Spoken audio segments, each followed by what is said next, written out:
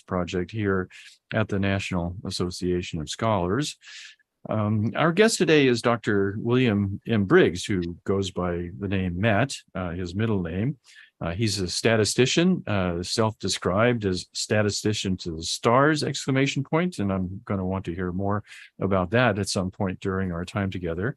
But Matt holds a PhD in statistics from Cornell University, and he also has a master's degree in atmospheric physics, also from Cornell. And of course, this puts him in a perfect position to comment on the use and misuse of statistical reasoning and other forms of reasoning in the current craze in atmospheric physics of all things, namely climate change. And you can read a lot about his commentary on climate change in his personal website. That's wmbriggs.com. Well worth a look. It's a fantastic website. And so we've put the link to that in the chat box to everyone. But Matt is also a philosopher of science, has some interesting things to say about the philosophical foundations of modern science. And what he's seen there has led him to found the Broken Science Initiative, which is our topic for today. Is science broken? So thanks very much, Matt, for agreeing to appear on our little webinar for the National Association of Scholars, Restoring the Sciences. Well, entirely my pleasure. Thanks for having me. So why don't we start off with some information on what the Broken Science Initiative actually is. Why did it come about? Who are the principal players, which include you, of course, and what is it that you hope the Broken Science Initiative will accomplish? It was started by Greg Glassman and Emily Kaplan.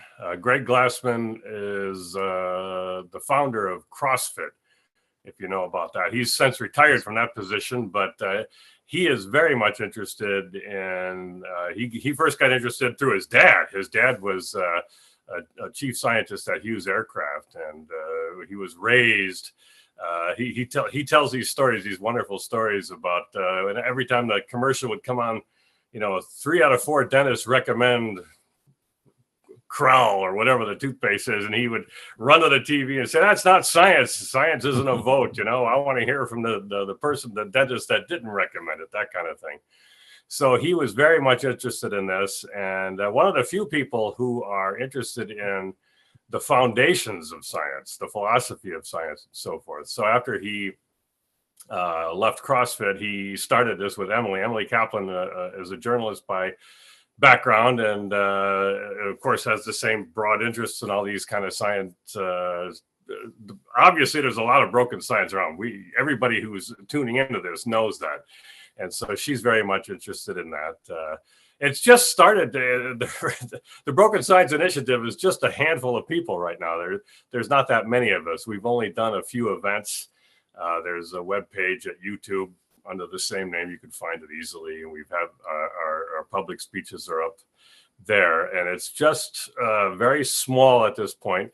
Our goal is, not mass education or anything so magnificent, but to talk to those people who know something is wrong, have an idea or a feeling that something is wrong, and maybe aren't able to express why that is, and they want to know deeper what's going on with science, why there's so many troubles, why we're asked to follow the science, always the science, things like this. Trademark. So we're talking to the remnant, and we're just trying to preserve and bring back certain philosophical positions that we feel are neglected.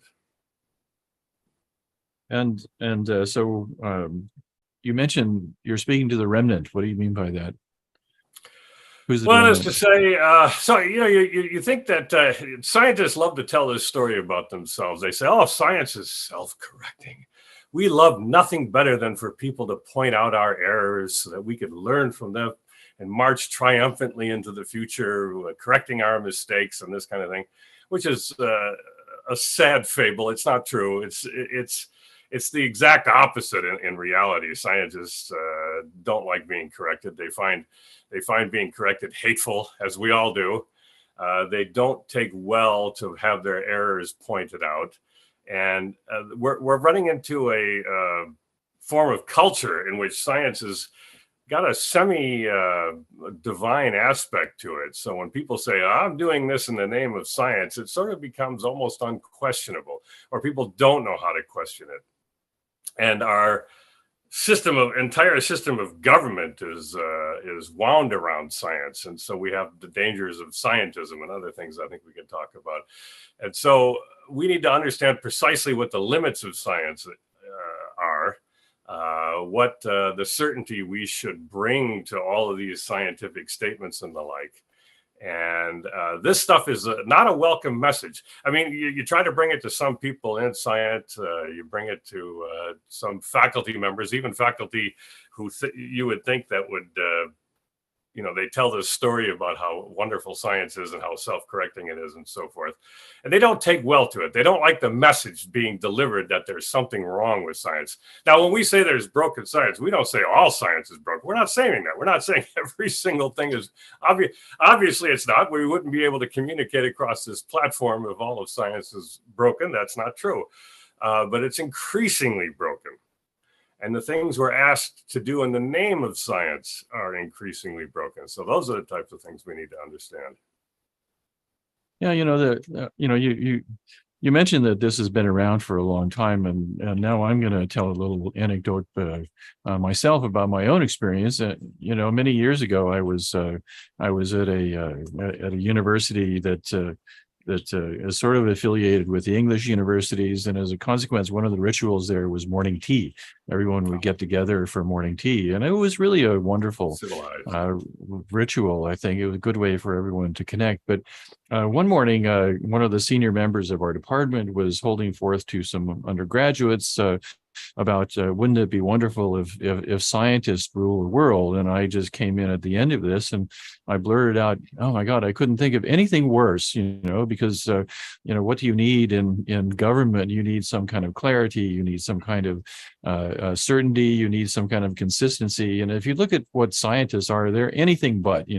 We're supposed to be changing our minds, we're supposed to be open to new evidence, we're supposed to be basically shifting all the time. And now we are in a situation where, as you say, the science with a little trademark symbol at the end of it is really in league with power, with political power, and I think it's one of the big questions of our time. Just how did this come to be? How is it that scientists basically became allies with power instead of political power, instead of being the truly independent and skeptical minds that at least I was always taught that we should be. How did that come about, do you think? Well, there's no single answer to that. There's lots of things that sort of happened. I mean, James Burnham wrote in the 40s about how we were sort of sliding into a managerial type of society. Managerial meaning, I now say experts. I like to say experts because managers, you think of the guy down at the Walmart or something, which is a very good position to have and so forth. But that's not the type of management that they envisioned for us. Everything is now expert directed or directed by science. And they put people in positions of power to make decisions, conduct rulings, all this kind of stuff. And society is just built around this whole idea that we should have this managerialism, this administrative state where absolutely everything is regulated and mandated and watched over by government certified experts. So that's why scientists have got involved in all of this kind of stuff. And the other reason is just the vast quantity of scientists there are right now. I like to point out that this isn't my work, but lots of people have looked at this kind of stuff. Back in the 60s, I think there was like a 250,000 papers published a year in science. And now it's upwards of 8 million. Oh, and going north. So there's so much money. The entire world is awash in money to give to people who are calling themselves scientists. And there's just vast oceans of money, most of it provided by governments. and directed towards activities the government finds beneficial to themselves. Now, when those interests are aligned with what people want and is good and true, that kind of stuff, then it's very nice. But when it isn't, well, we just look at the last 3 years of the COVID panic, the response to all of that, the response to global warming, now called climate change, all of these type of things, then this great mass of scientists that we have and the science that they create makes it very easy for rulers to come in and pick just the science that they want. I mean, we could talk all about this, but there's just so many people pushing out so much stuff because, as you know, you were an academic. It really is publish or perish. You must publish or you will perish in academia. And so all of this flood of paper comes out that there's no hope that anybody can ever read or find useful. But because of that, and most of it's just plain wrong. We could talk about that. That stings people to hear that, but I think it's absolutely true and provable. But you're able to go in there and find anything you want. You're able to go there and find just about any. And I'm not saying scientists are doing this to try to kowtow to people in power necessarily, not at first. Or they're doing this surreptitiously, or they're purposely lying. There's a lot of fakery and fraud and that kind of stuff. That's true. But people pursue these interests that they have just in the name of doing science, and they produce bodies of work that the people can then come and look at and be attached to some political movement or something like this. People in government can take that and find it and use it. And that becomes the science. That becomes the science. So we saw during the COVID response, for instance, there was a lot of scientists who were disputing things like lockdowns and masks and vaccine mandates and the like, whether or not they were useful and so forth. But these people were all quashed, canceled, and various forms of muting on these people, because that was not the science. Even though there was just as many scientists or even more who were speaking out against some of these things, it became unofficial science, if you like, as opposed to the science that the government was able to find. And there's always stuff that they could find just because there's so much science going on. Too much, far too much. Yeah, and when you say too much science, of course, what you're talking about there is something that actually costs money, and as you mentioned, the majority of this money comes from the federal government, either in the form of subsidies for students, which tends to inflate tuition, and also most notably in research grants. And I think the last figure I saw was about 60% of all the money is flowing into universities for research grants is the result of a federal government spending program. There's about, I think, 17 or 18 of them right now, if you look at all the different agencies. And this transformation into from being skeptical, independent, these kinds of things, into basically a large cadre of scientists being essentially tools of state and political agendas, that didn't happen by itself. I mean, it's not like the people now have a different kind of morality than the people then. And of course, it's important to point out this whole thing started in 1950 with the establishment of the National Science Foundation. Of course, science funding has gone up exponentially ever since then. But it has really changed the incentives that scientists work under. And Stephen Turner and Daryl Trubin, Stephen Turner is no relation, has pointed this out, that whereas discovery was the ethic prior to World War II, it's now turned to productivity. And as you say, numbers of papers, amount of grants brought in, numbers of graduate students trained, and so forth. And that latter has been driven, has actually been incentivized for scientists to change, with the result that, demographics working its merciless way. The scientists that were still on board in the 1950s, 1960s were still kind of motivated by the ethic of discovery. But ever since then, because of this the way the reward structures has changed, they've been gradually replaced by people who understand that their bread is buttered by just putting out papers, by just getting grants, irrespective of what the discovery is. And of course, I think you mentioned this paper that recently came out in Nature, where if you look at the incidence of disruptive science papers being published, it's an almost mirror image of the trend that you get with science funding. Increased science funding, disruptive science goes down almost as a mirror image of that. And of course, the easy assumption is that, oh, well, what you're doing is you're paying scientists to just be turning the crank. But is there any other explanation for the decline in disruptive science? I mean, it seems we're paying for disruptive science, but we're not really getting it. Yeah, the disruptive science is very interesting, and what's interesting about that is they look at just papers that were fundamental things that were at the base of each science and sort of groundbreaking. The problem is we live in a democracy, and that leads to inflation and, of course, everything, including language.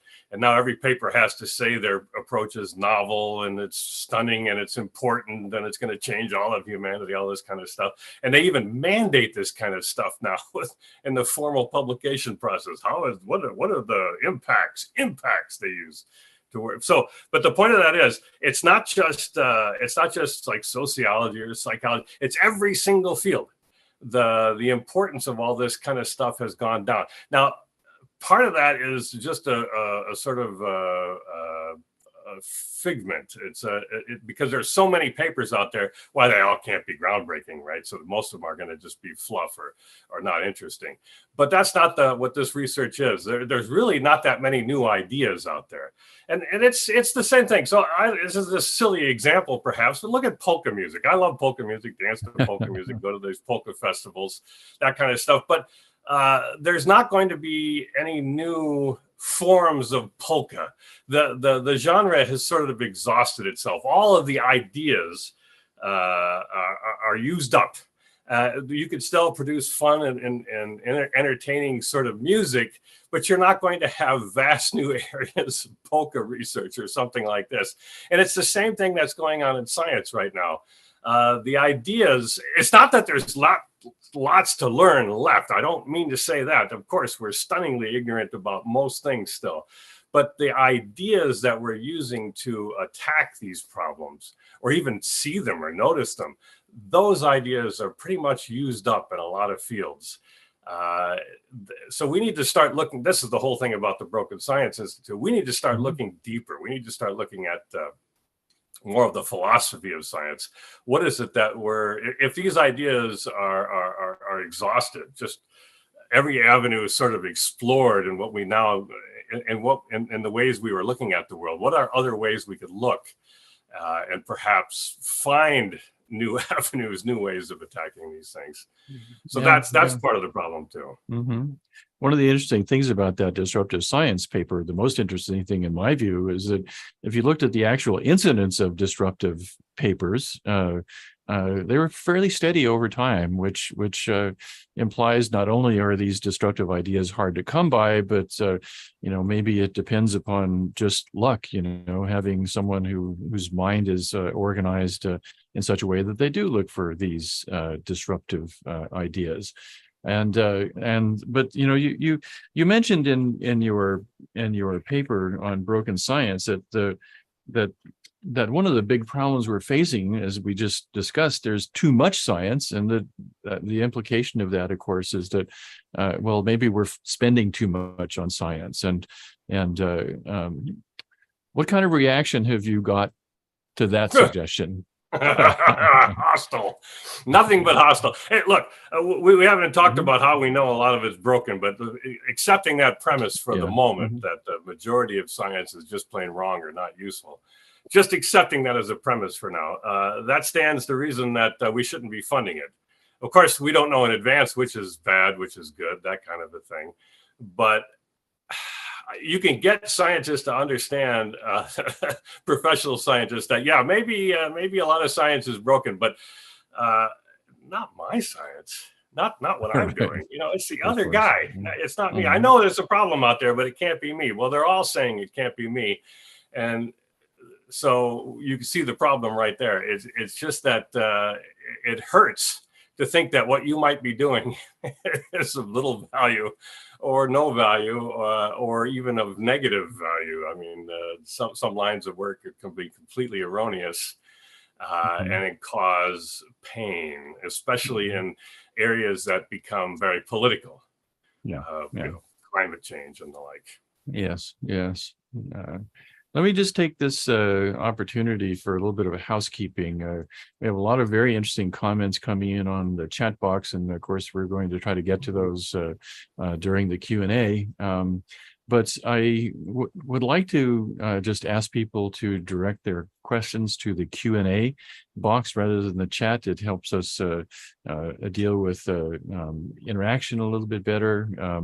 But we'll try to get to everyone. It doesn't really matter where you put it. And as I say, we've got lots and lots of interesting comments coming in on this. So, but let's come back to broken science now. So you laid out some very specific ways in which you think science is broken, and many of your arguments were statistical in nature. I wonder if you could just briefly go through the identifiable ways that you think science has Well, I become don't think it's broken. statistical per se. I think it's I think Mhm. there are philosophical areas that lead to incorrect usages of certain scientific ideas. Mhm. For instance, it's very difficult to describe this, but so scientists build models. They build models that help them understand certain observational facts, or at least not always facts, but measurements, but sometimes even more tenuous, just things they think are true, but they still create these models and so forth. And science has now become, because there's tremendous pressure to publish, what people do is they write papers saying, here is my model, here is how it fits the data, and here are the measures that I use to say, yeah, this model fits the data very well. Boom, off it goes. Now, has the model been tested against reality independently? No, almost never. Almost never are these papers put through a rigorous test where they make, this is a model, it's supposed to say something about reality, therefore it can be viewed in a predictive form with accompanying uncertainty. Let's look at it. Let's test this against reality. Now, there are some fields that look at that do this more routinely than others. For instance, I like to use the example of weather forecasting. Well, everybody knows how weather forecasting has been, especially if you're a little bit older. It wasn't as good, and now it's improved up to a point. Mhm. Because meteorologists are very good anyway at looking at how well they've done. They have to. They make these predictions and they see, well, all right, we were wrong here. Why? Why were we wrong here? Let's go back and perhaps tweak these things. And they find themselves running up against walls that because of the way the world works, we can predict so far and not much farther at any certain level of accuracy. All right, so that's a very good science that does this.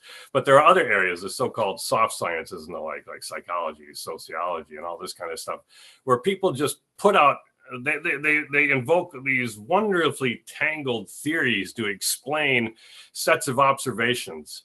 And they fit these things like regressions, if people have heard of this kind of stuff, mostly regression, all kinds of these statistical measures and so forth. And out comes a measure, usually something like called a p-value. And they say, well, this is nice and I have a wee p-value, therefore my model fits good, therefore my model must be true. And not only that, my model must be, since I stated this model in causal terms, I said X causes Y, therefore, because my correlation is strong, meaning I have a wee p-value, therefore my correlation is causation. And so we have this vast ocean of over certainty. I don't say everything is wrong per se, but there's a lot of it that's wrong. But there is at least vast over certainty, because we're all taught, scientists are taught when they're first going through school, that causation does not imply, or correlation does not imply causation. We all hear that. Again, that's for the other guy. When you get a good correlation, why, that has to be causation. That has to be causation. Because why? Well, because I believe in this strongly, and I can prove my model fits well. Now, it's also in physics. Physics is Sabine Hassenfelder. She is looking at this. There's been this entire particle zoo. I bring this example up a lot since the 70s, 80s. Every anomaly in the data, every suspicious anomaly in the data, statistical anomaly that doesn't fit according to the so-called standard model. That's just a theory that physicists use to help them describe some of these observations. They propose there might be a new particle or a new field or something that is causing, something had to cause, and this is the right attitude, something had to cause these anomalies. So they go after these causes by promoting all these new theoretical ideas. And that's not necessarily a wrong impulse, because the idea is to find causes of measurable things. That's true. But there's an entire zoo of these things. I mean, just dozens and dozens of failed looks and so forth. And maybe the ideas are just plain wrong. We shouldn't be doing that level of, or we should be doing it, but we shouldn't be funding it. Why should we be paying for this type of stuff? Production of work that is not fruitful, and perhaps based on disputable metaphysics, disputable philosophies and the like. So that's part of the reason. There's all kinds of things we can talk about individually. I mean, I could give you an example. My favorite, I'm probably boring everybody, but I use these examples all the time. Epidemiology, since we had to live through 3 years of the panic. Epidemiology is a field that is rife with these kinds of correlation becoming causation arguments. The field is just positively littered with these things. And a lot of the times, and the papers themselves come out and they're written in causal language. Exposure to X causes Y, some dread disease or heart disease or cancer or something. So and you think, well, how do they come to that? Well, the biggest error you'll see, and if you remove this error, you remove, say, 80% of epidemiological papers. It's called, they even know of it. It's a well-known fallacy, but I call it the epidemiologist fallacy because it's made by them so often. It's marrying the ecological fallacy with the correlation as causation fallacy. Basically, they say X causes Y, but where X is never measured. X is never measured, only a proxy is. So I'll give you an example. PM 2.5, this is my favorite example. It's dust, particles in the air of a certain size, supposed to cause heart disease. Well, there's famous paper, the American Medical, the Heart Association touts this paper. They didn't look at PM 2.5 exactly, people inhaling it, how much people inhaled, all that kind of stuff. No, they measured it instead. You'll always hear this word exposure. When you see the word exposure, get ready, because something's going on. You've been exposed to PM 2.5. Does that mean I actually inhaled PM 2.5? No. It means you were exposed to PM 2.5. So the exposure and dosage are right away, there's a mismatch. So how do they come to the exposure? Well, they don't know how much people had. So what they can say, you know, this guy lives 32 miles from a major highway. And highways put out, because of cars and exhaust, PM 2.5. So why don't I make a land use model based on how far away this guy is, a statistical model based on how far away this guy, his residence, his listed residence is from this highway. And so I'm going to estimate the amount of pollution that's coming out of cars. I'm going to estimate that. And then I'm going to make a second model that estimates how much is going to come to this guy's residence. And I'm going to call that his exposure. And then I'm going to look at whether or not people in this zip code have had a lot of heart attacks or something. And I find a correlation. And I have a wee p-value. And I publish it. And then I write PM 2.5 linked to heart disease. Linked to, there's another weasel word, or associated with, or something, or increases risk of, all these kinds of things, when it's never been measured. PM 2.5 has never been measured in an individual person. The error is not that dust doesn't cause heart disease. I'm not claiming it. I don't know whether or not it does. That's what I'm claiming. And I don't think we should be so certain of making all these kinds of certain arguments. And this kind of stuff abounds. We're positively saturated in papers like this. I have a couple I did this week. One, they said blindness. Eye troubles are going to be caused by climate change. Everything bad is going to be caused by climate change. We think, wow, how could this be? Increased heat is going to make people go blind. You think to yourself, well, I've been to Singapore a lot of times. Nobody, there's not a lot of blind people in Singapore. So why is that? When the temperature there every day is 90 degrees, everybody should be walking around with a cane by now. So they publish these things because they're able to find these correlations very easily in all these complex statistical models. Where always correlation becomes in their minds causation. And it just stuff builds, because now I have this paper that blindness is caused by heat. And another guy will say, yeah, well, all right, how about if I look at it in disadvantaged populations? The effect must be worse there. So they go and find some data that confirms to them that it's worse in disadvantaged populations. And we're always looking for victims. We love a victim in our society. So the third group will then go and find another victim group that he likes. And then all of a sudden you got this massive research, dozens and dozens of paper on this very subject, all pinned on this one idea that's extraordinarily suspect. But because of the massive research that's put out by it, it looks real. And it's taken as real by people. So then they get worried about it, and we just love to panic ourselves. So the whole thing builds like a snowball.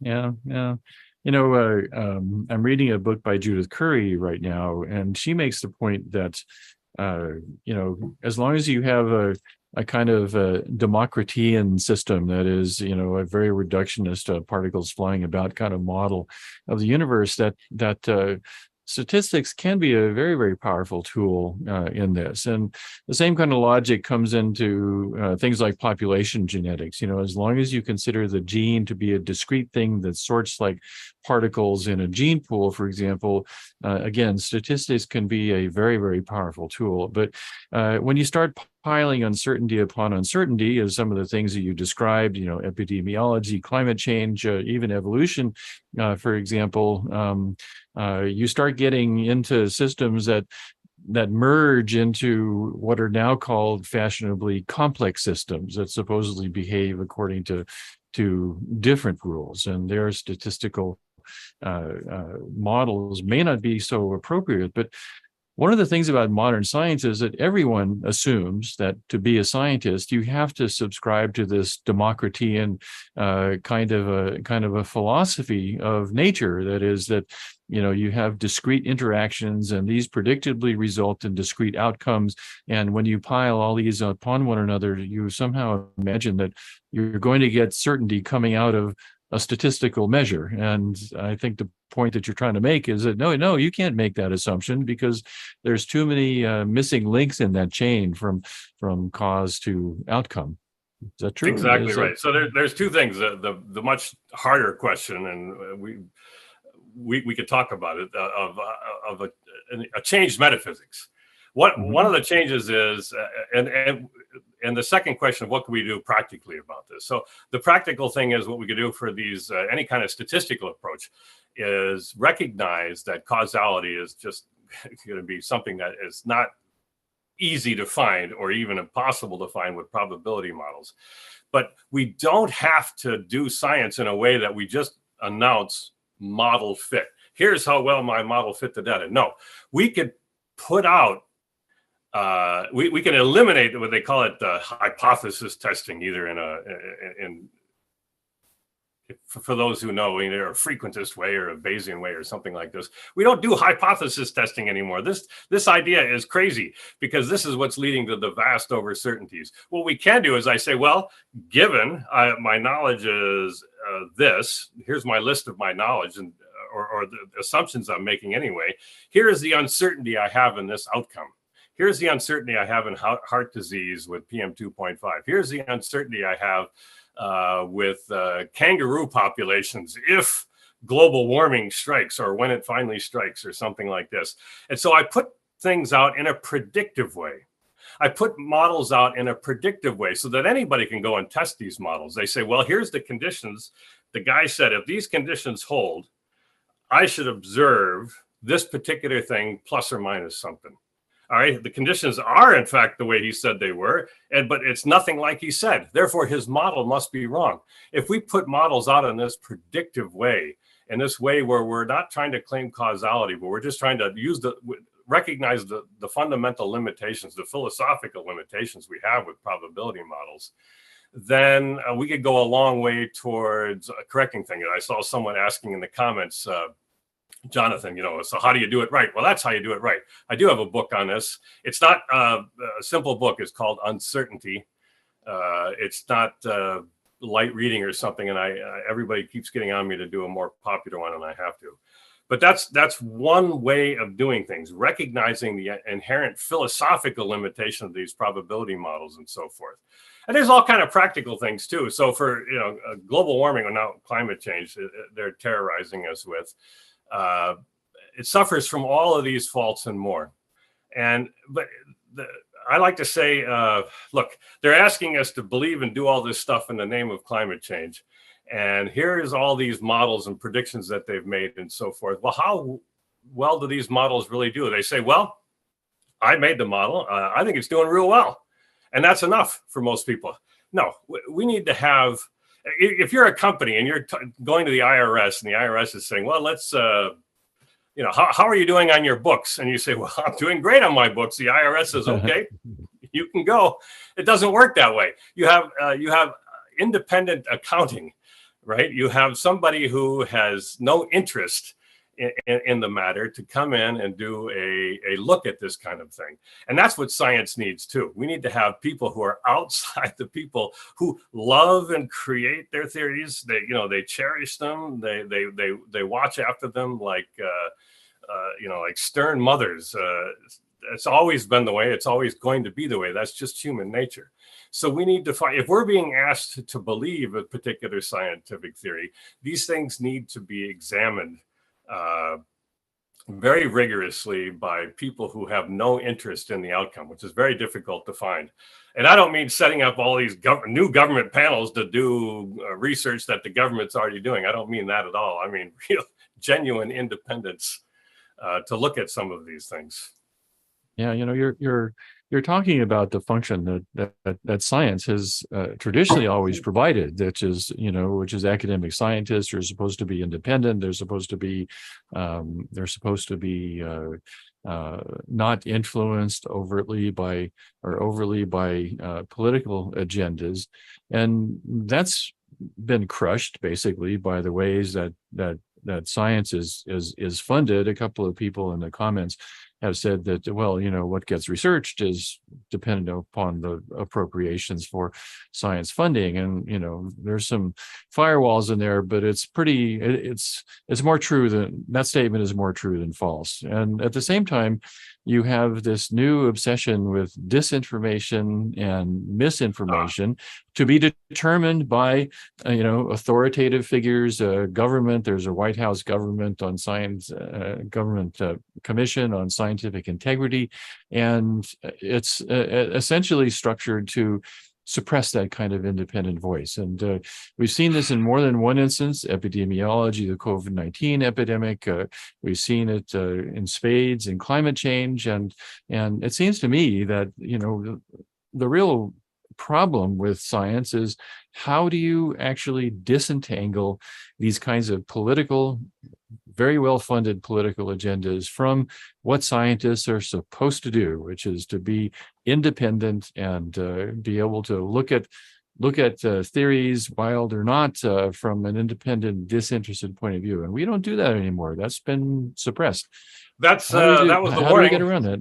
Michael Pliani warned about that. When science became institutionalized, it would become exactly as we find it right now. Eisenhower, of course, President Eisenhower, and his famous military industrial speech thing, he also warned what would happen. The independent scientist working alone, just tinkering in his lab, would be quashed by this bureaucratization. The managerial society creeps in on science. It's not.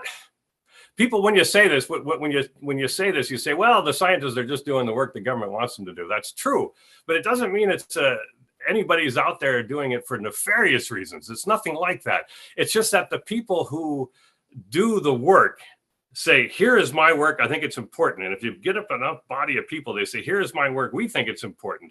And then these people go to the government and ask for funds. Well, who are these people that are going in the government? It's the same people. These people go in and out the government. They sit on these advisory boards of the NIH and NSF and so forth. And it's the same people deciding what's going to be funded and what is supposed to be interesting. And this is why another reason why this groundbreaking ideas don't come out. And like you said, they come out, but they always come out of left field. And that's just, it's not the people. This is so well known. Thomas Kuhn wrote about it. Everybody knows about this. It's just not the people inside the field, because scientists inside the field are just people, and the bureaucracy is such to reward current behavior and ideas, new ideas. You could just look through the whole history of science. New ideas are never welcomed, never welcomed. They're just always argued about, the people chased away, they're ruined. I mean, look at Semmelweis and hand washing and so forth. People are just destroyed by the scientists that exist. It's just got worse now because there's so many of them. And now we have these tribunals, ministries of truth. Look, if you have misinformation or disinformation, you must have in your possession an official truth. This is the only way you can classify something as misinformation or disinformation. And if you have an official truth, then you have to have a body in charge of producing these official truths and promulgating them and policing them. And so you're inevitably, inexorably moved towards this ministry of truth idea. And once you do that, you hear things like, the science is settled. The science is settled. This is a political term. Some scientists themselves, to their shame, use it. But this is all, it's not like such a thing would be a wrong thing to have, an official ministry of truth, if indeed this body, this organization, were sitting on a repository of rock solid, necessary metaphysical truths. If we had something like that, why then this kind of organization would be just a thing. But scientific statements, which are uncertainties in certain measurements that we make, well, that's not going to be the case almost all the time. So having a misinformation about science and the like is completely wrong-headed and will only lead to the ensconcement of error. Not necessarily, but probably right. So yeah. We've mentioned metaphysics a number of times so far, and you did bring up this issue of the particle zoo that has been emerging from physics, most of which are shown to not have any existence at all. And and we've touched on this issue of science being equated with a kind of Democritean approach to science. And I just want to mention a book that I found very interesting. It's by David Kaiser. It's called How the Hippies Saved Physics, and talks about how basically government funding of physics turned into basically shut up and compute, and really interesting areas like some of the more far out ideas in quantum mechanics, for example, were sort of relegated to the fringe, and they were purged from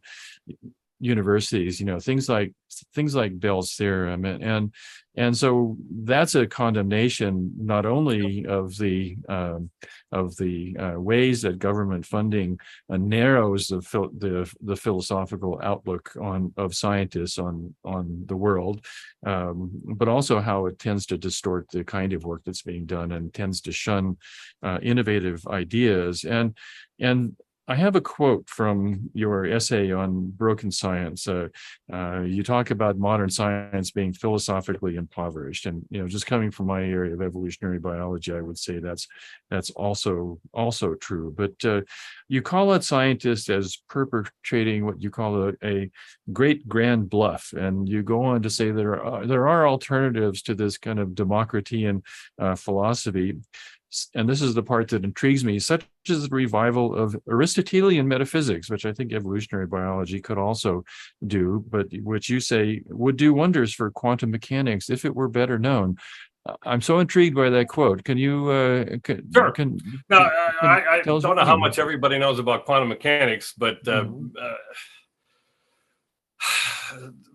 Democritus, of course, everything they wanted to look to see there were smaller and smaller things, and now quantum theory is some people call themselves string theorists. So it's Scott Laughlin calls them noodle theorists, and so forth. The idea that there's just some fundamental entity, whatever it is. It's not quarks; those are too big. Maybe it's strings. Maybe it's something below strings. Who knows? But whatever it is, it's just these things operating according to the laws of the universe, or the laws of physics, or the laws of nature, or what have you. And just those things blindly operating produce everything that we see. That's the sort of Democritean idea. And you could use that, as you say, in a probabilistic sense to make uncertainty statements about certain observations. Nothing wrong with that. But it doesn't mean you've understood cause. And there are other ways to look at cause. So in quantum mechanics, there's all these ideas that you have a particle that can be in many places at once, they say, or something like this. Well, and they start, because they believe that the particle can be in two places at once or something like this. They come to all kind of paradoxes and questionable judgments about science, so much so that they invent for themselves all kind of ways of explaining this. Like there's different kinds of, now that they call it the multiverse, there's different kinds of multiverses.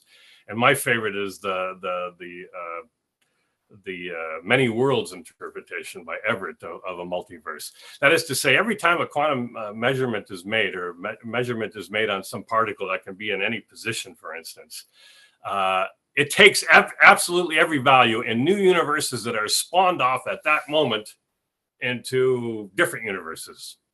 All right. So if the particle can become take a state A, B, or C, and you measure it here in our universe to be A, two new universes are created, B and C, or two new universes are created in which the universes are exactly the same as we have them now, except one has B and one has C. And this is a way to keep this Democritean idea and still tie it to some notion of cause, which is good. But they never think to themselves, okay, how is it that the new universe knows to take B? What is causing it to take B and not another copy of A?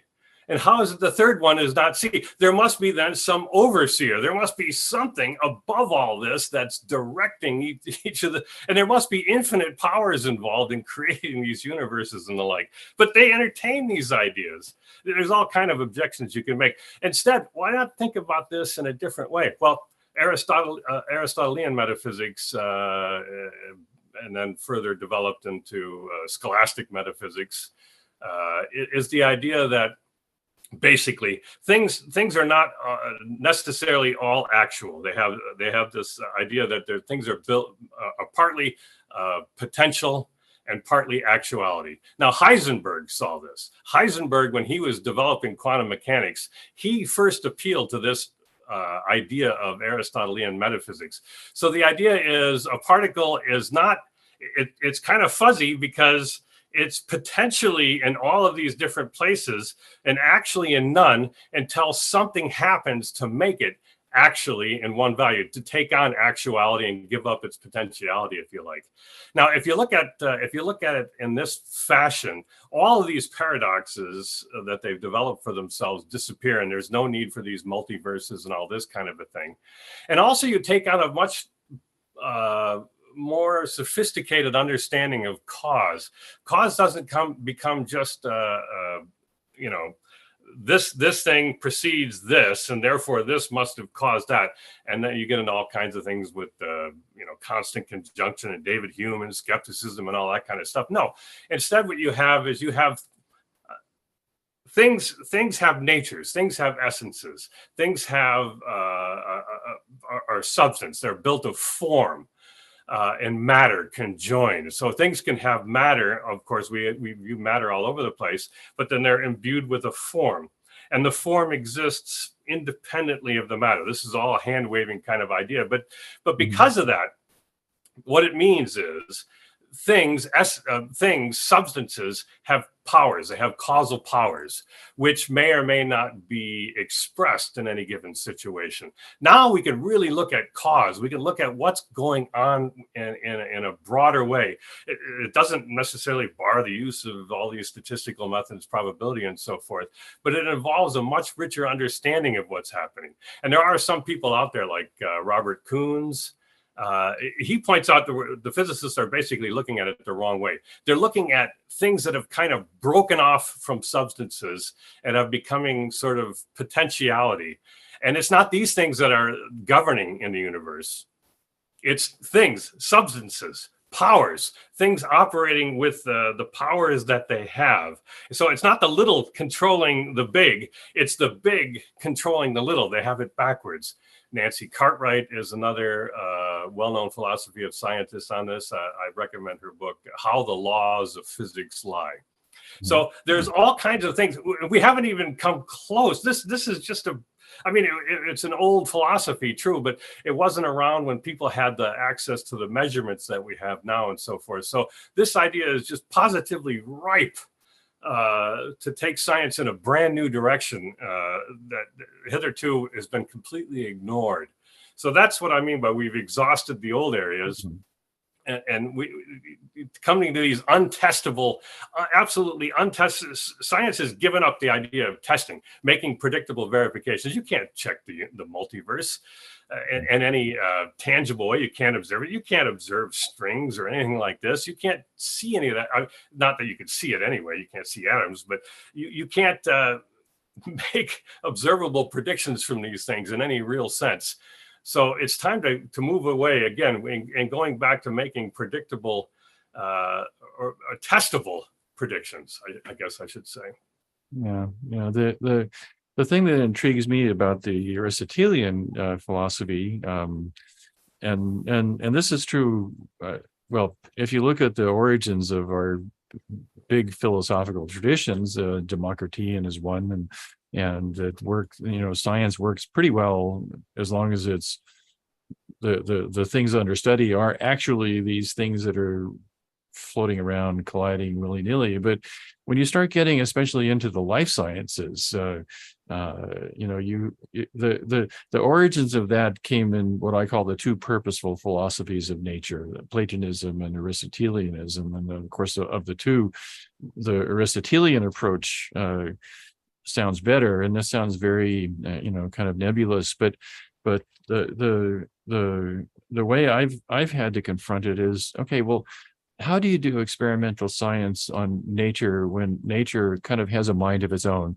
That is, it's not subject to impersonal laws or these kinds of things, but it actually can control things. And this is germane to your point that we have to be very careful about causation, cause and effect, because when you have something that has a mind of its own and can actually act on that mind to actually shape nature, the whole distinction between cause and effect becomes rather complex at that point.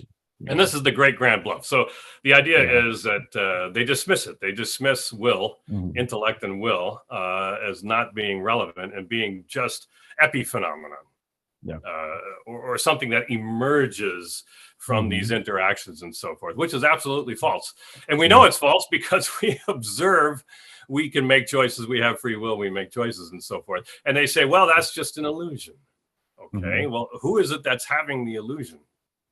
Yes. And how can I have an illusion that I have free will and make choices? Because in my illusion, I'm making choices. Therefore, there is at least some kind of free will. So the whole thing, it always falls in upon itself. And I always like to say, just as a kind of a joke, that whenever you see these people who write articles and just cling to this Democritean idea, and cling to this just particles, blind particles and motions idea that we therefore don't have free will, and we don't have wills, and the wills don't interact with the universe and all this kind of stuff. Every time they write this, they always say, if people understood they don't have free will, then they would make better choices. They always have that in their articles. Absolutely. Always. You can find it in one form or another. And it always cracks you up. And you point it out to them, and then they give you a sour look. So, but you're absolutely right. So how is it? So, well, we can get into genetics and all that kind of stuff. That's an exceedingly complex area. Again, there's like polygenic scores. So now people want to talk about polygenic scores. That's a big one. Basically, you just take functions of multiple genes and say they contribute in some way towards some observable behavior that we all have, and try to quantify that behavior, and which may or may not be quantifiable. And vast overcertainties are produced in these things. It's not that we say that genes aren't doing anything. We don't say that. It's just that the way in which you have them and the way you have them operating is very simplistic, and the predictions you're making just aren't verifying. Put it that way. Yeah. Well, man, I think we could carry on this conversation forever. There's the territory is quite rich, but I do want to be fair to the many people who have put in questions, and so let's just start going through some of those. And I'm going to have to be doing a bit of triage on this because they are so numerous. I see someone says, was Einstein's Miracle your paper's son? Yes. Not, of course, every physicist did not agree with him right away, and he had a lot of pushback from the old guard. Absolutely. You look at it now, and scientists are all wigs. They give a wig interpretation to history. They always paint themselves as this one progress after another progress after another progress, and they leave out all of the internecine battles that they have with one another and the way they absolutely quashed and broke their enemies. So absolutely, yeah. Yeah. But he was also working at a time, of course, 1905. Orders of magnitude fewer people in the sciences. Everybody knew each other then. Very much so, and there is a lot of storytelling behind that wig interpretation of history. I sometimes describe the scientific paper as a performance piece, which is intended to mask the true path to where the science came out. It's actually much more irrational than we tend to think. But let's just get into some of the comments here. Like I said, I'm going to have to be a little bit selective here, but again, if you have a question that we have not answered, please just send it along to me at turner@nas.org, and we'll do our best to get those questions answered for you. Okay, so I'm just going to start with Jonathan. He says you talk a lot about what's wrong with often used methods and methodology, and rightly so. He agrees with you. However, are you also planning to launch material showing how to do things correctly? A textbook on this topic, perhaps? Is that one of the that's what I have a book called Uncertainty. You can read that. It's not light reading or anything like this. It's not a popular book. I have on my my blog. One of the links at the top banner is class. You can look at that. I have lots and lots of article code for even people who want that kind of thing to do this in simple forms. Anyway, you can't get everybody's example, but it's not difficult to do these things. You understand? It's not difficult. The computational power is there. The math is there. It's more a matter of culture than anything else. But writing a popular, yes, I have to. Yes, I should. Okay. All right. So just go. That's at wmbriggs.com, right? That's where that link is. Yes. Okay. Do have a look at that. There's lots of fascinating things on that website. So M Nasca asks, why is science for the greater good by qualified scientists? Why is funding for that difficult to come by in the richest place on earth? Wouldn't it rather be a matter of prioritizing those billions over these billions? I think I had to paraphrase a little bit, but I hope I got the question right. So what is it that we're doing wrong? Why is it so difficult? There's too many people with too many hands. And don't forget, a lot of people, I don't know how much they know about academia. You get a grant that comes in for whatever size it is. The dean of the college in which you're in snatches off a good portion of that for something they call overhead to fund whatever he wants. diversity efforts, whatever, that money just goes away into a different pool. And it's all complicated accounting rules and stuff like this, but there's too many scientists out there. There's too much science that's going on. And everybody is now trying to work towards science that is useful and impactful and all this kind of stuff. Everybody's angling, scientists are angling to try to get themselves higher H indexes and these paper metrics and so forth. That's a popularity contest to a large degree, and it's embarrassing, really. I mean, no scientist is going to be able to judge the value of his own work. That has to come from outside.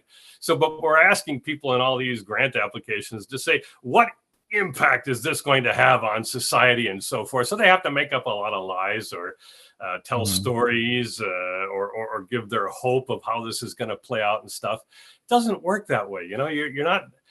We're not given enough time devoted just to think, and this breakneck rush to try to get the next thing out before the next guy does. And so, in some cases, competition is helpful and so forth, but not always. Yeah, and of course, the biggest, the newest big trend in these broader impacts is, of course, diversity, equity, and inclusion, which is totally contrary to the spirit of what science should be. But you mentioned overhead. I would just point out that in the United States, we have overhead rates that are 2 to 4 times higher than that of almost any other national science program in other countries, and so there has to be something fishy going on there, and that's distorting the market, so to speak. Okay, so let's go to the Q&A for a moment. So Andrew, right at the very top, ask, what philosophies of science do you think are forgotten or neglected? We kind of touched on that with the 3 great philosophical traditions of modern science, but what do you think about that, Matt? Is there something beyond that the ones we said, there's still a lot of reigning skepticism among scientists. Scientists themselves think that they don't need philosophy, or they don't need philosophers, and to a large extent, academic philosophers prove them true, prove that opinion to be a just one, because a lot of the stuff that comes out, philosophical papers are no different than the rest of the science papers. I mean, most of it's just of no use. And so when scientists look at this, they think, I don't need this, and they're right, they don't, but they still need a philosophy. You can't do science without having some kind of philosophy about causation, at the very least. What does it mean to say something causes something? Aha, you think it's easy. It's not so easy. It's in fact incredibly difficult. And so if you think it's easy and you just go with a surface view of things, you're going to make a lot of mistakes. So beyond that, there's still a lot of skepticism, that arose from people like David Hume and Karl Popper and Paul Feyerabend and so forth. So that kind of skepticism about what we know and what we can know, that has to be sort of expurgated too. That's at a level that's interesting, and most scientists won't take note of it. Maybe they don't need to take so much note of that, but they do need to think about what they mean by a metaphysics. And you can take like myself, for instance, you can get a PhD from a prominent university and never once have to take any kind of philosophical course at all. It's just sort of you're taken to have got enough of what you need just from reading the papers that you read, which is not true. Yeah, I forget who said it, but someone once said that science is the negation of philosophy, which I don't remember who actually said that, but that strikes me as being so wrongheaded, because, of course, science is itself a philosophical statement about the universe. That's on the same order of science. Science is true, so you have to believe it, which is, it's the same level of philosophical expertise. If science is true, then science can't be self-correcting, because there's nothing to correct. That's right. Yeah. So moving on to the next comment in Q&A. I'm skipping over one, but Jonathan asks, what tricks do climate scientists and news companies use to skew the data and scare people? Since I see a lot of scaremongering here in the media based on steep graphs, it looks convincing, to be honest. And so What's distorting There's all everyone's role kinds of here? things. First of all, if you want to say the climate has changed, you have to know what the climate was, Mhm. right? You need to know what it was to say here and now it is different. So we've only had satellites for the past 45 years or so. And satellites don't take measurements all over the earth. Satellites themselves, it's an inverse process. You take the rays of light that are coming up to the instrument, and you sort of make a guess what it really was down through the atmosphere, the temperature, what it was. So there's uncertainty. There's a plus or minus in what the actual measurements are. And so we have maybe 45 years of records of this kind of thing. But they never show you what the plus or minus is. They never show you the plus or minus of those kinds of things. Well, the Earth is a lot older than 45 years, and the human population's been around a lot longer than 45 years, thousands of years of history. So what was the temperature, for instance, on today's date in 200 BC? Nobody knows. So they can't know. All they can do is make a guess. And how do they make a guess? Well, they go back and they make these statistical measurements of proxies like ice cores, and they look at isotopes of certain chemicals and so forth. They correlate those with temperatures that are currently existing. And then they make a prediction of what the temperature was probably like back then. Only what happens a lot, almost all the time, they make the wrong prediction. They make a prediction based on parameters inside the model. And they don't make a prediction based on the observable, the uncertainty, the full uncertainty in the observable itself. All right. And so you have uncertainties that are much vaster than they're admitting to, a lot of these scientists. And that's maybe you only have temperatures at a couple of locations all around the globe back in history. And you're saying these are now proxies for the entire globe. The uncertainties are vast and huge. And so last week or the week before, they were saying, oh, we have these record temperatures. The record was finally broken. Well, they were talking hundredths of a degree based on these calculations in which they ignored all the plus and minuses. They can't know that. It's impossible that they know that. So the people saying this, were they lying? Yeah. Yeah, they were lying. They were not giving you the full picture of their uncertainty. And it's their duty to do that. If they say, I think the temperature is this, and you don't give it a plus or minus when you have this much importance being looked at on this kind of stuff, then you're not fulfilling your duty, and you're doing everybody a vast disservice. I have all kinds of articles on this on the banner of my webpage. There's a global warming or climate change banner at the very top about temperature homogenization methods, all these kinds of things, the abuses that are made in the name of time series. These are the plots you see of data through time and the overcertainties that they have. I'm sure Judith Curry in her book has written about these kinds of things as well. These are not unknown or anything like this, you understand. It's just that there's no one person who's coordinating these efforts to try to fix all these kinds of errors when everybody's interested in their own little niche, and that's all they're doing. So Yeah, we have that too. But the problem, of course, is not just on the scientist side. I mean, they have their own fairly well established incentives to simplify and define conclusions where they don't have any justification in doing so. You mentioned this narrative that we have the hottest temperatures these days compared to 125,000 years ago, which is just an absolutely ludicrous thing to be saying. But then you have news organizations coming on and feeding it, and we've seen this again and again in the mainstream news. There was a series not long ago where David Muir talked about the climate emergency in South Sudan, and during the COVID hysteria, the coverage of the supposed data was so bad that I would actually have to get up and leave the room, otherwise I might damage our television. So what's going on with the news media? I mean, are they being bought off by government funding of science as well? Yeah, absolutely. For one thing, propaganda is just thick thick on the ground. Anything coming out of any commercial so-called news organization, ignore. Just absolutely ignore. It'd be best if you didn't even hear about it or hear from it. Turn it all off. Don't watch any of it from any major corporate source. It's all nonsense.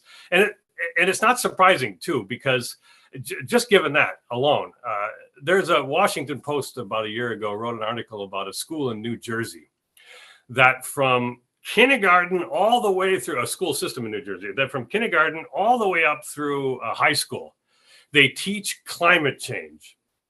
And not just to one subject a year, but in every class, they make sure to inject a climate change lesson. So these kids come out addled, absolutely panicked that the earth is going to burn up or something like this. And there's almost no choice. And if this person goes on, one of these students goes on to become a journalist or something, there's almost no chance they're going to be able to see through this kind of nonsense that people are preaching. There's absolutely nothing these teachers can know. It's extraordinarily rare that they would know anything about what they're talking about. They just take this material and they're just cramming it down people's throats. It's become absolutely, we talked about it 1,000 times, but there really was global cooling scare in the 70s. Climate scientists, all scientists were much smaller back then. There wasn't as many scientists. So of course it was much smaller in effect at that time. But you have the head of the Royal Meteorological Society warning that trends were unsustainable. There was going to be vast deaths, starvation-induced deaths because of the cold that was coming. And what was causing the cold? Burning of oil. Creating dust, making clouds, knocking back the sun's rays. Well, that didn't happen. And then now global warming came along in the 80s, late 80s, and then into the 90s. And what was causing global warming? Burning oil. Burning oil was releasing carbon dioxide into the atmosphere. Carbon dioxide was trapping this heat. Supposedly up to a point, it's true. And then, well, that didn't happen. And so they turned it to climate change. Now, climate change is a perfect propaganda term because it doesn't mean anything. So you should always use it with scare quotes. What is climate change exactly? It can mean anything that the person writing it wants it to mean. It's a perfectly fluid term and therefore perfect for propaganda. Because the conditions on the earth, with respect to the sun, it's always moving back and forth. It wobbles like this. It wobbles like this. It has all kinds of, and the sun itself is not constant. There's all kinds of things going on. The oceans are not stopping. All this kind of thing. There's tons of stuff going on.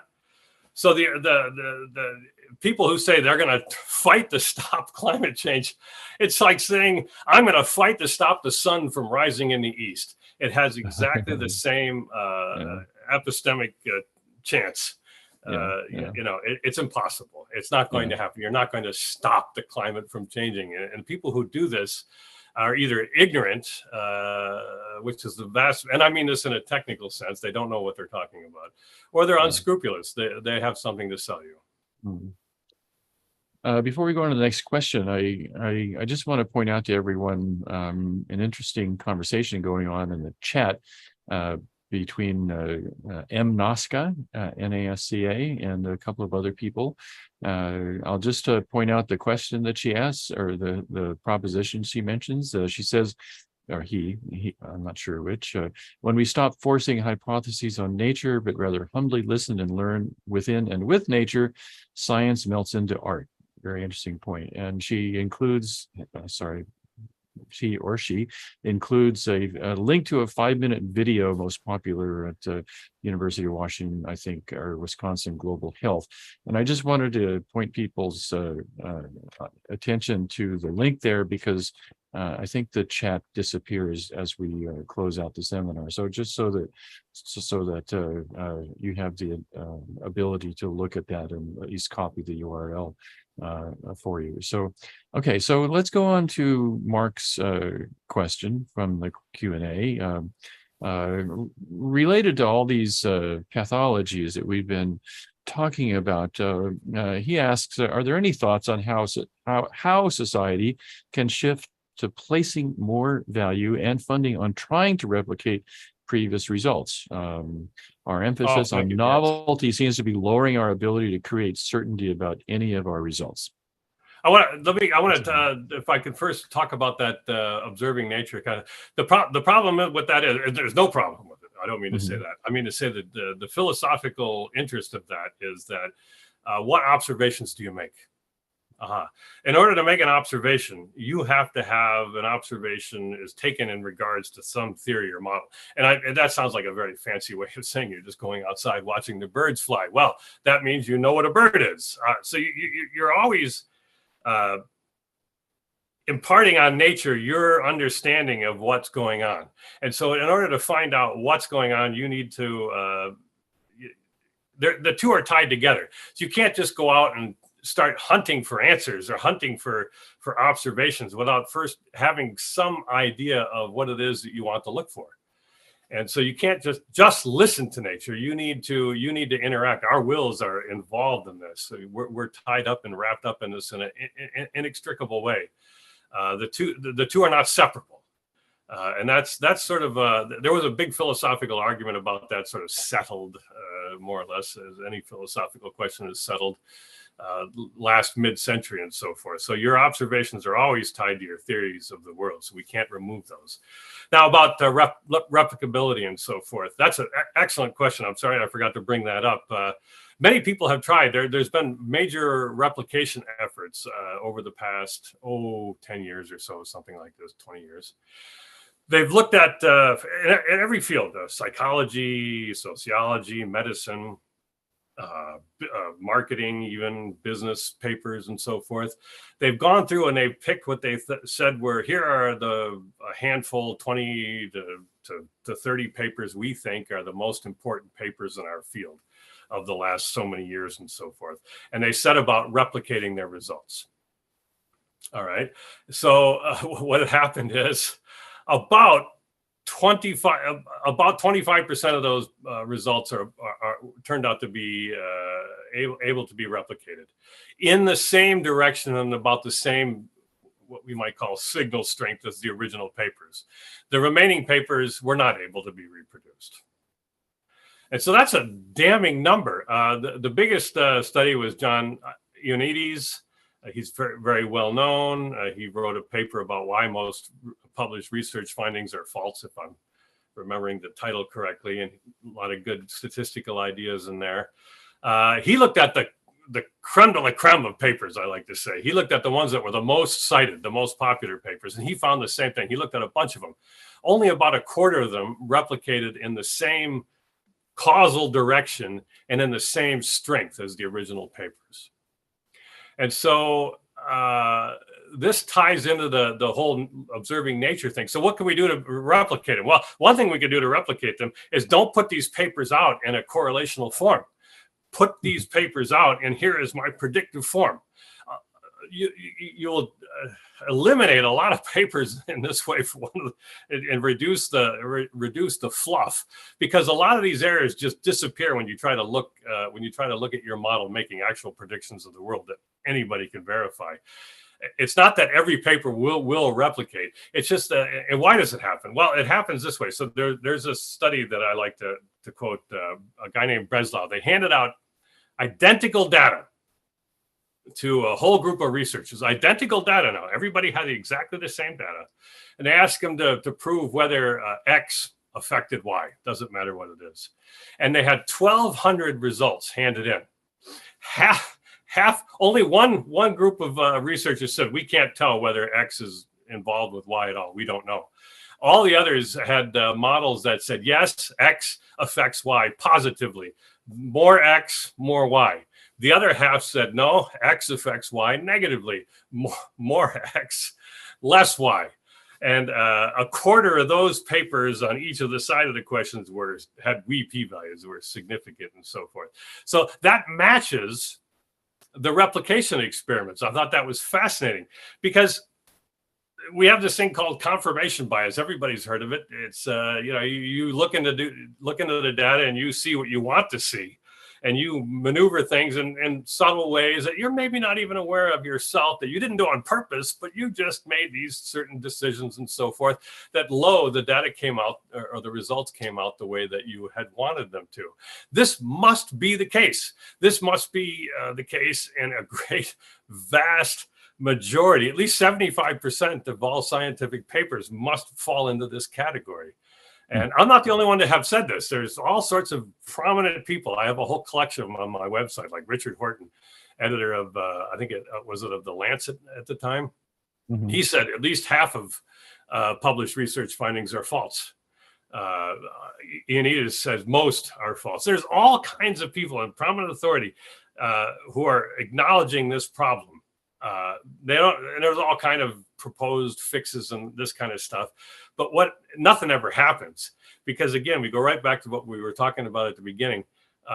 Everybody might quietly, don't let the students hear. Yeah, we have a problem in science, but it's not my problem. It's not my work. It's, these other guys. You got to look at those guys. Nobody thinks it's their own problem. That's natural. That's human nature, but that's why it's going to perpetuate. Yeah. John Stanton makes an interesting point.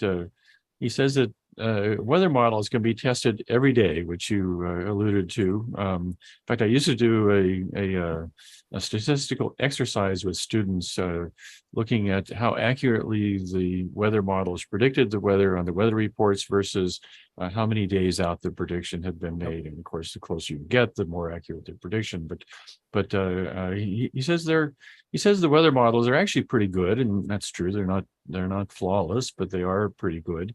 And whereas you have a different kind of reproducibility as you get to more and more complex issues of climate. So hurricane track models can be tested only a few times per year, and they're not so good. And then we get to even longer ones. Climate models can actually never be tested. And so how come we're so obsessed with climate models when we know that they're not data? They can be tested. We just have to wait for the results. And people think it's imprudent to do so because of philosophical positions, like the precautionary principle. There's different ways of looking at the precautionary principle. They say, but look, things might go bad, so we better take precautions against them. Well, okay, but if that's true, your solutions might go bad, and we better take precautions against those solutions. So this idea of doing something because we better do something, that's the do something fallacy, I call it. It doesn't follow, because your solution may be worse than the problem that we're going to face. So there's no excuse to not testing these models. They can be tested. It's just that we're not going to have any great certainty in them for some time to come. Now, but we've been arguing about this stuff since the 70s. So we have plenty of scope. We could have known quite a lot about these things. And they know some things. It's true. They know some things. But what we do know is that these models, at least for the temperature models, they're always over predicting. They're saying the temperature is going to be much higher than we actually observe. And it's not so much these models that are a problem. I want everybody to understand this. It's not so much those models. They're actually a little bit better in a lot of senses, although still imperfect. It's all the stuff that rides on top of those models. I did a little thing, asked people on Twitter a while back. Let's look at everything that can go wrong with climate change. Just propose anything. Do this yourself. Go to scholar.google.com. Type in whatever subject you like, and then put quotes around quotes to climate change. That way you make sure you get climate change in the results. You can look up herpes. You look up prostitution. You look up dogs. I looked up pepperoni. I looked up because I was interested in pizza. I was hungry at the time. Cannolis even. Everything. Because there's this bandwagon effect. It just piles on. Everybody has to write a paper on climate change. And they can't be right, because they, first of all, presume that the climate models themselves are perfect, flawless. That's a presumption they make, and that's not true.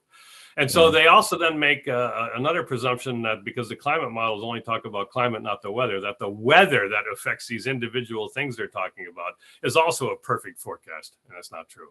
And then they make the assumption that their model, their correlational model, which they assume is causational, is also perfectly true. And that's not true. So they just pile on uncertainty, and they, in the end, wipe them all away. And then by the time it reaches the propaganda level, you've seen them all the time. What's the one? We did every week. You'll see something is going to be caused by climate change. It's always bad. And this is another reason why we know it's flawed, because climate change can be only bad. That's not true. It's impossible that it's true that the change in climate can only be bad. It's not logically impossible. Yes, it's certainly logically possible that any change in the climate could always be in a bad direction and only be in a bad direction. But it's not, it just can't be believed. But that's the way it is in this so-called science. So all of it should be viewed with extreme skepticism, and none of it should be believed. Yeah, the difficulty there, of course, is that people who have access to power and capital and those kinds of things, they are paying attention to these things, and Roger Pielke has made the point that all the different climate models being promulgated lead you to a range of predictions of what the climate is going to be like in 30, 40, 50 years or so. And there's quite a big spread there. So that's kind of a test of sorts. But if you look at the IPCC, for example, they routinely pick the worst case scenario, which happens to be the least likely scenario. And as a result of these tests, there are more likely scenarios that are less important. So despite actually, I think climate scientists actually testing their climate models fairly rigorously and being able to assign however much you believe it, some probability to the outcome of a particular scenario, the people who are in charge of the money and the politics, they're not paying attention. Why? Why aren't they paying attention? Well, look at what happened during the COVID panic. It was how much richer did the rich get? The oligarchs, if you want to call them that, increase their wealth by vast amounts because of the science. Everybody being forced to lock down, and all these panicked responses that caused more grief than they did good. All that kind of stuff. So it's the same thing here. They have something to sell. They have solutions. They want to sell you, and it's all, they have deep interest, financial interest in this, emotional interest in all this kind of stuff. So that explains it. That's all you need to explain this. So that's why, again, none of this stuff has been tested independently, and it needs to be, but it won't be because of these very reasons. Yeah. Well, we're approaching the end of our time, and I'm seeing all the questions that we weren't able to get to. Again, let me just apologize for that. And if you'd like to send your question to me at not JS, that's my other one, Turner@nas.org, we'll do our best to get you an answer to that. But before we close, let me just give you a chance, Matt, to say what's next for the Broken Science Initiative. What's next? We just launched a podcast. Greg's, it's up at the Broken Science website. You can find that easily enough. And Broken Science Initiative website. Greg's got a podcast up. I do. Gary Tobbs has got one. So we're going to be doing that. We're going to be doing more live events, giving speeches, talks, and I'm going to continue writing that level of thing. So great. Okay. Well, do pay attention to the Broken Science Initiative. There's some fascinating things going on there, and have a look at Matt's blog. Lots of meat to chew on there, and I'd recommend you having a look at that. So before we close, let me just put in a plug for the next episode of Restoring the Sciences. This will be on August 4th, 2 weeks from today, same time. And our guest will be Professor Terence Keeley, who comes to us from a distinguished career as Vice Chancellor of the University of Buckingham in the UK. And we'll be talking about some things that we spoke about today with Matt Briggs, and the topic of his podcast will be the case against public science. So I encourage all of you who are interested in this to pay attention to this. We'll be putting out email advertisements for it, and you can find all this at the National Association Scholars website, nas.org. So, Matt, thank you very much for coming on for a fascinating discussion. I really had a great time, and thanks to all of you out there in the audience who came and listened and offered your questions. Our conversation will be on YouTube very soon, and if you registered, you'll be sent a link to our that recorded event. So again, Matt, thank you very much. It was a wonderful, wonderful discussion. Thanks for having me, and thanks for listening, everybody. Okay.